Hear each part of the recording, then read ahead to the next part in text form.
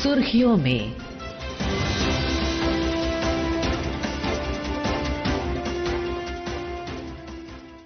ये आकाशवाणी है। प्रस्तुत है कार्यक्रम सुर्खियों में। इसके अंतर्गत सुनिए मन की बात कार्यक्रम के 128वें संस्करण पर चर्चा। इसमें भाग ले रहे हैं राजनीतिक विश्लेषक अशोक टंडन। कार्यक्रम का संचालन कर रहे हैं मनोज पाठक। प्रधानमंत्री नरेंद्र मोदी मन की बात कार्यक्रम में अपने मन की समस्त भावनाओं को देशवासियों के साथ साक्षी कर लेते हैं। एक ओर जीवन का संघर्ष इनमें होता है तो दूसरी ओर निपुण निर्भीक सेनापति की तरह भविष्य की चुनौतियों का सामना करने का मार्ग भी बताते हैं और देश ने क्या उपलब्धि प्राप्त की उसका लेखा जोखा भी बहुत कम शब्दों में रखते हैं। इतना ही नहीं, यदि एक हम कुशल कारोबारी की बात करें तो आने वाले समय में क्या कारोबार की संभावनाएं निकल सकती हैं, कहां घूमने फिरने का अवसर निकल सकता है, उसकी ओर भी देशवासियों को प्रेरित कर देते हैं। और एक मंत्र जिसे यदि हम सभी देशवासी अपना लें कि अपने लोकल उत्पाद के लिए अधिक से अधिक वोकल हो सकें, और इसका किस तरह सफल प्रदर्शन प्रधानमंत्री ने स्वयं किया है, इसका निज उदाहरण भी मन की बात में रखा है प्रधानमंत्री ने। आज हम उनके संबोधन पर ही यह कार्यक्रम समर्पित कर रहे हैं और समझने की कोशिश करेंगे कि प्रधानमंत्री का यह संबोधन किस रूप में हम सभी के लिए प्रेरणादायक है। हमारे साथ चर्चा के लिए आमंत्रित हैं वरिष्ठ पत्रकार अशोक टंडन। अशोक जी, कार्यक्रम में आपका स्वागत है। धन्यवाद। सबसे पहले तो अशोक जी हम यही समझना चाहेंगे कि प्रधानमंत्री ने कई सारी बातें कही हैं, लेकिन सबसे अच्छी बात जो आपके मन को छूती हो और लगता हो कि ये देश को आगे ले जाने वाली बात है, हम वहीं से शुरुआत करेंगे।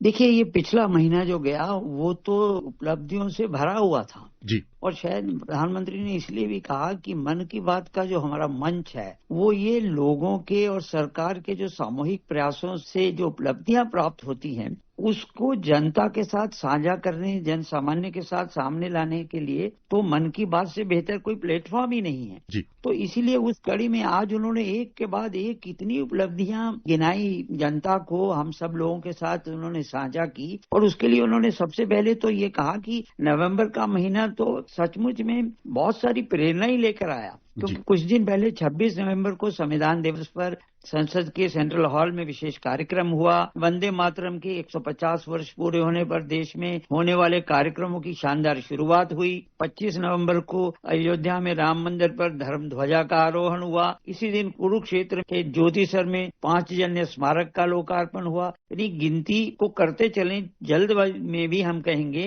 तो हैदराबाद में दुनिया की सबसे बड़ी लीप इंजन MRO फैसिलिटी का उद्घाटन किया। अशोक जी, यहीं पर रुकना चाहेंगे कि प्रधानमंत्री ने क्या संबोधन किया है, हम उसी को समझना चाहेंगे उन्हीं के स्वर में कि हैदराबाद में क्या कुछ अनूठा हुआ है जो सामरिक दृष्टि से, जो कह लें यातायात की दृष्टि से, और कई सारी संभावनाओं को लेकर आया है। कुछ दिन पहले ही मैंने हैदराबाद में दुनिया की सबसे बड़ी लीप इंजन MRO फैसिलिटी का उद्घाटन किया। एयरक्राफ्ट की मेंटेनेंस, रिपेयर एंड ओवरहॉल के सेक्टर में भारत ने ये बहुत बड़ा कदम उठाया है। पिछले हफ्ते मुंबई में एक कार्यक्रम के दौरान INS माहे को भारतीय नौसेना में शामिल किया गया। पिछले ही हफ्ते भारत के स्पेस इकोसिस्टम को स्काई रूट के इंफिनिटी कैंपस ने नई उड़ान दी है। ये भारत की नई सोच, इनोवेशन और यूथ पावर का प्रतिबिंब बना है। कृषि क्षेत्र में भी देश ने बड़ी उपलब्धि हासिल की। भारत ने 357 मिलियन टन के खाद्यान्न उत्पादन के साथ एक ऐतिहासिक रिकॉर्ड बनाया है। हम ये समझना चाहेंगे अशोक जी कि प्रधानमंत्री ने देश के मिठास की भी बात की है और खासतौर से शहद पालन को एक उदाहरण के रूप में सामने रखा देशवासियों के कि किस तरह प्राकृतिक शहद के उत्पादन में देश के विभिन्न केंद्र एक बड़े GI टैग के साथ वैश्विक स्तर पर अपनी पहचान बना रहे हैं। आज भारत हनी प्रोडक्शन में नए रिकॉर्ड बना रहा है। 11 साल पहले देश में हनी का उत्पादन 76,000 मैट्रिक टन था। अब ये बढ़कर 1.5 लाख मैट्रिक टन से भी ज्यादा हो गया है। बीते कुछ वर्षों में शहद का एक्सपोर्ट भी 3 गुना से ज्यादा बढ़ गया है। हनी मिशन कार्यक्रम के तहत खादी ग्रामोद्योग ने भी 2.25 लाख से ज्यादा बी बॉक्सेस लोगों में बांटे हैं। इससे हजारों लोगों को रोजगार के नए अवसर मिले हैं। शहद की मिठास भी बढ़ रही है और ये मिठास किसानों की आय भी बढ़ा रही है। थोड़ा सा आप उस प्रसंग को याद करेंगे कि एक और तो शहद उत्पादन में, जिसमें कि हमारा उत्पादन लगभग दोगुना 1 दशक की यात्रा में हो गया है, और दूसरा कि यह किस रूप में संपूर्ण देश में विभिन्न क्षेत्रों में आमदनी बढ़ाने में कामयाब कर रहा है किसानों को, विशेष रूप से छोटे किसानों को।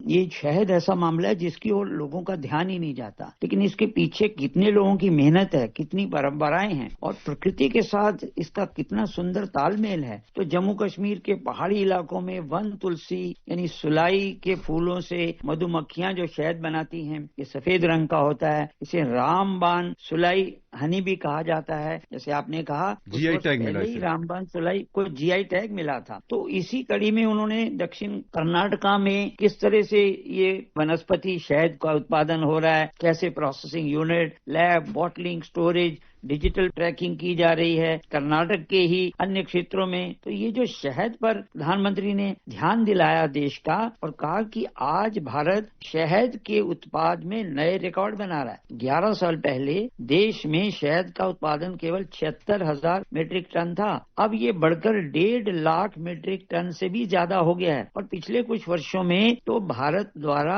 शहद का जो एक्सपोर्ट है वो 3 गुना बढ़ गया है। तो हनी मिशन का जो कार्यक्रम लिया गया खादी ग्रामोद्योग की ओर से 2.25 लाख से ज्यादा जो बी बॉक्सेस होते हैं वो लोगों में बांटे गए हैं। तो जैसे आपने भी कहा, इससे हजारों लोगों को रोजगार के नए अवसर मिले हैं। तो यानी देश के अलग अलग कोनों में शहद की मिठास भी बढ़ रही है और ये मिठास किसानों की आय भी बढ़ा रही है। एक और शहद उत्पादन के क्षेत्र में जहां सामूहिक प्रयास से मधुमक्खी की ही तरह एकजुट होकर लक्ष्य को पा रहे हैं किसान, साथ ही जो स्वयंसेवी संगठन है वो, और यहां तक कि पूर्वोत्तर में तो जब शहद निकालने के लिए लोग जाते हैं तो पहले मधुमक्खियों से अनुमति मांगकर उनसे कहते हैं कि हम आपका शहद लेने आए हैं। यही भारतीय परंपरा रही है, जहां वनस्पति को जमीन से लेने से पहले उनसे अनुमति ली जाती है कि हम आपको लेने के लिए आए हैं, कृपया हमारे साथ चलें। यहां प्रधानमंत्री ने विगत कुछ समय से कह लें, एक लंबे अरसे से कहें, स्थानीय उत्पाद को बढ़ावा देने का मंत्र दिया है।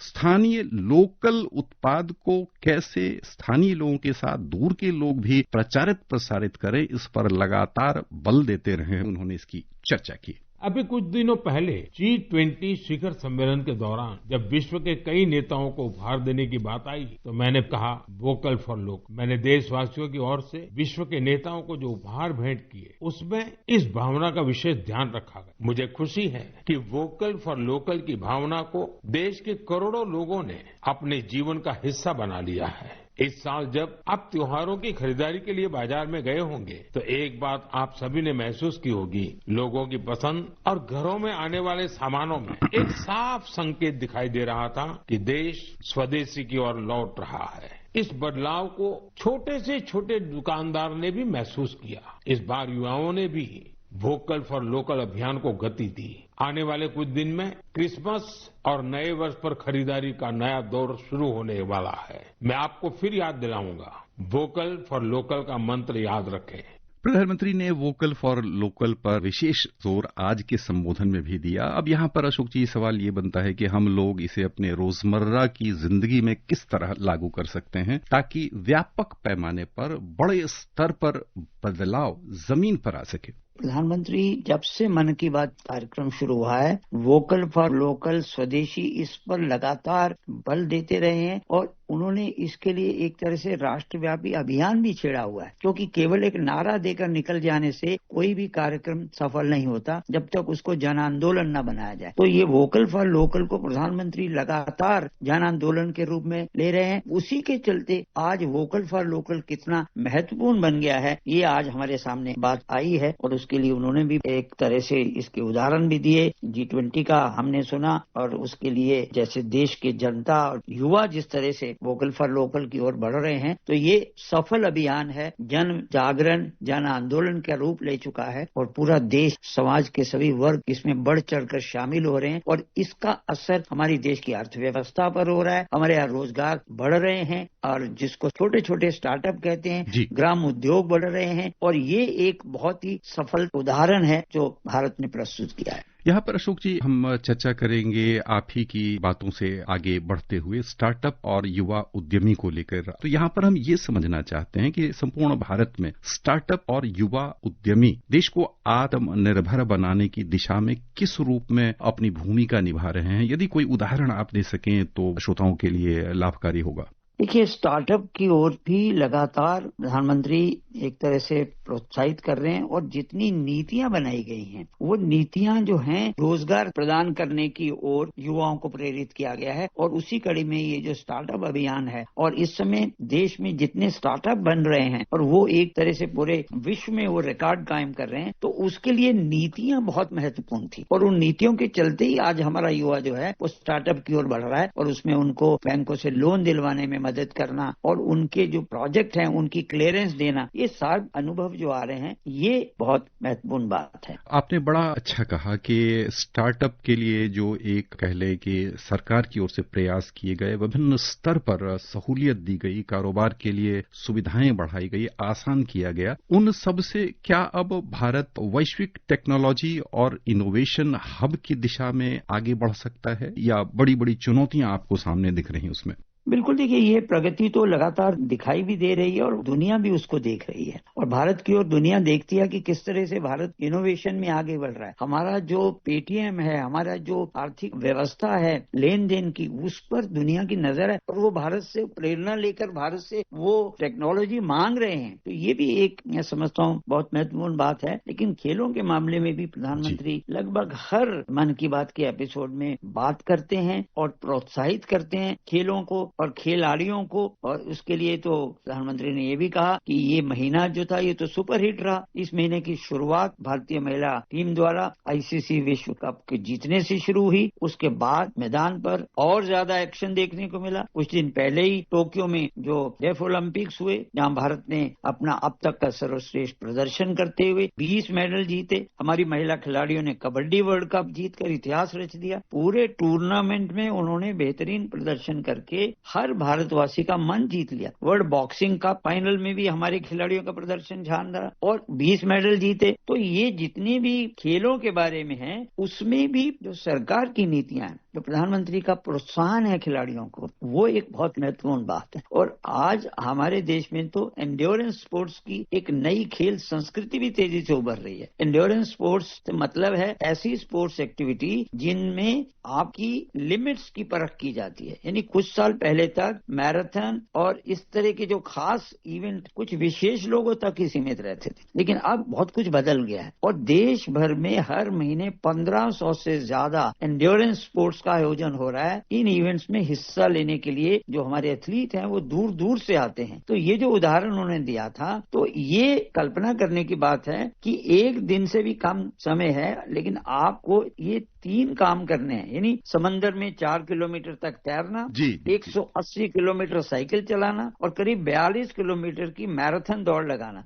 तो ये सब जो हो रहा है, ये भारत में खेलों को जो प्रोत्साहन दिया जा रहा है, विशेष तौर से महिलाओं की दृष्टि से, वो एक बहुत महत्वपूर्ण बात है जिस पर लगातार प्रधानमंत्री हर मन की बात की एपिसोड में प्रोत्साहित करते हैं। ये है भारत को जो चुनौतियां मिली, उस आपदाएं मिली, उन आपदाओं में अवसर ढूंढना और जो हमारे पास संभावनाएं हैं उनको असीमित रूप से नए विस्तार देना। अशोक जी, आपने बड़ी ही महत्वपूर्ण जानकारियां दी। श्रोताओं की ओर से आपका बहुत बहुत धन्यवाद। धन्यवाद।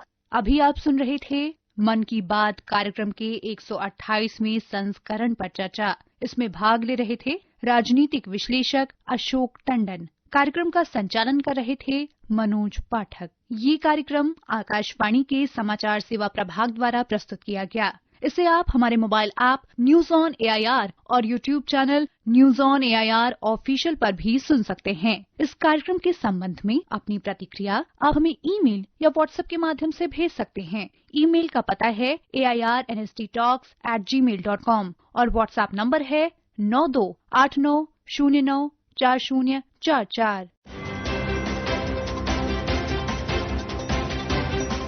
सुर्खियों में